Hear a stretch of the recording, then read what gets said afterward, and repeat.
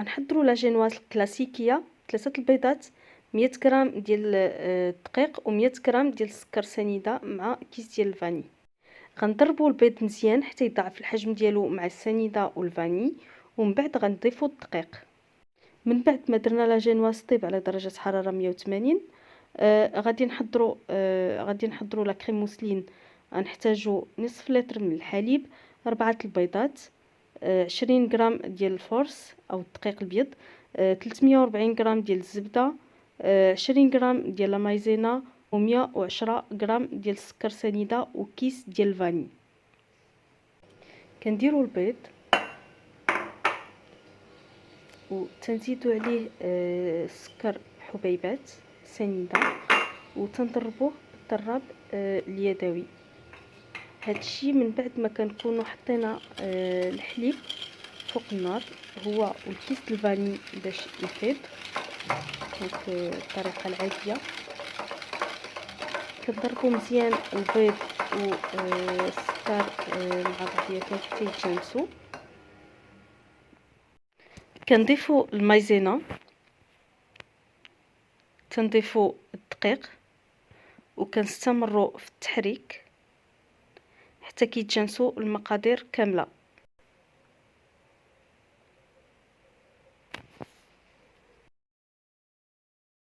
من بعد ما طاب الحليب كنزيدو على الخليط ديال البيض والسنيده ومايزينا والدقيق، وكنستمروا في التحريك حتى كيتجانس الكل.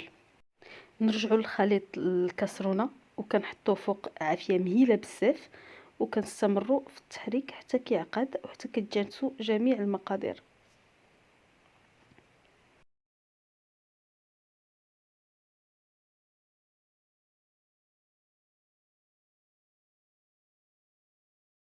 من بعد كنزيدو نصف الكميه ديال الزبده وكنستمروا في التحريك.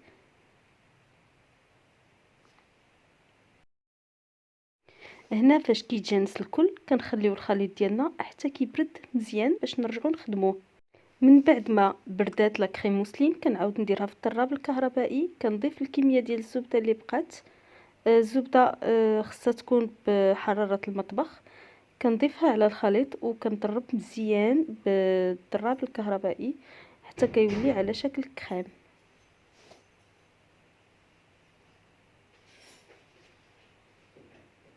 كناخذوا المول الخاص بهذا النوع ديال الحلويات وكنبداو في التزيين ديال الحلوه ديالنا بهذه الطريقه. كنوضعوا الفراوله في الجنب ديال المول بهذه الطريقه.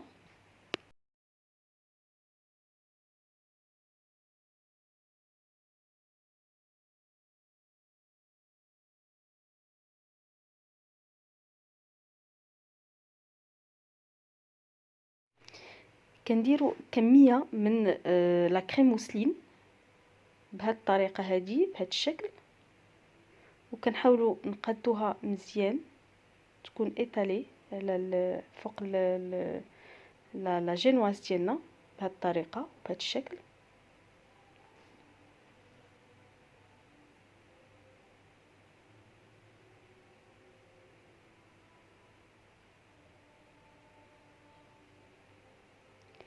كنضيفوا لي فرومبواز بهذا الشكل.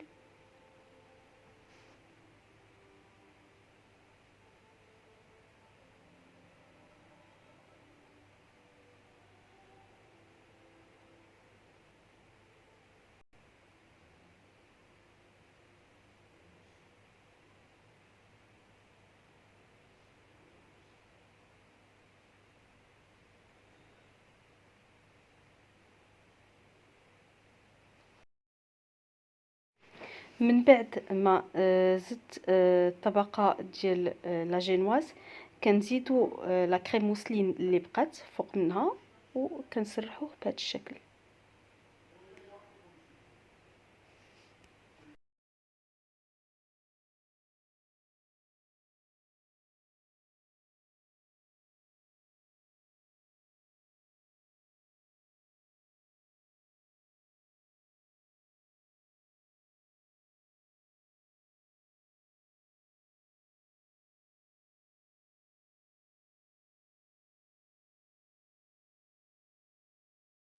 بالنسبة للكولي اللي غادي نديروه فوق من لا كريم موسلين للتزيين، غادي نحتاجو التوت الاحمر، التوت الازرق، وغنحتاجو الفراوله. غنديروهم في كاسرونه وغنطيبوهم مع شويه ديال الماء، شويه ديال السنيده، ومن بعد ما تيطيبوا مزيان تنضيفوا عليهم معلقه ديال المايزينا.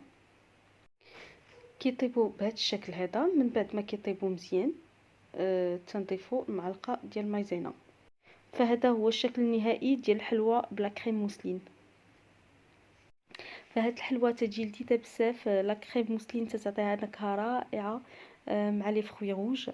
هاد لا كريم موسلين كنقدروا نستعملوها بزاف د الحلويات، بزاف ديال لي ديسير، وحتى في لي كلاص. ان شاء الله نشوفوهم في فيديوهات جايين.